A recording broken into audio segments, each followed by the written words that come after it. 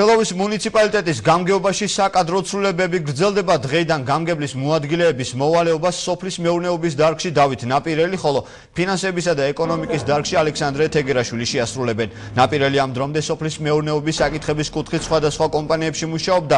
რაც შეეხება ალექსანდრე თეგერაშვილს, ის საქართველოს კონტროლის პალატაში ფინანსურ სამუშაოებს ასრულებდა. შემდეგ თელავის მუნიციპალიტეტის საფინანსო სამსახურის უფროსი იყო. რამდენიმე დღის წინ კი ახალი სამსახურის გამო თელავის სახელმწიფო უნივერსიტეტის ადმინისტრაციის ხელმძღვანელის მოადგილის თანამდებობიდან გათავისუფლება მოითხოვა.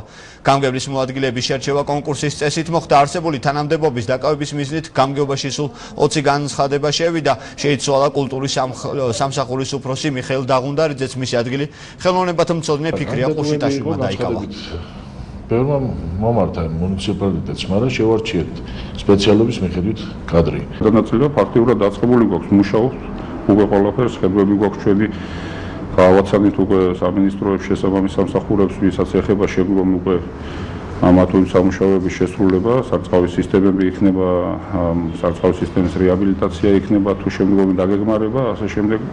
ჩემი მიზნები არის ფაქტიურად ჩათვალეთ, რომ თელავის მუნიციპალიტეტის მიზნები, რომ საფინანსო საბიუჯეტო სისტემა და ეკონომიკური იყოს გამართული, მუშაობდეს ისე, რომ პრობლემები არ შეექმნას მუნიციპალიტეტს ფინანსების მიმართულებით.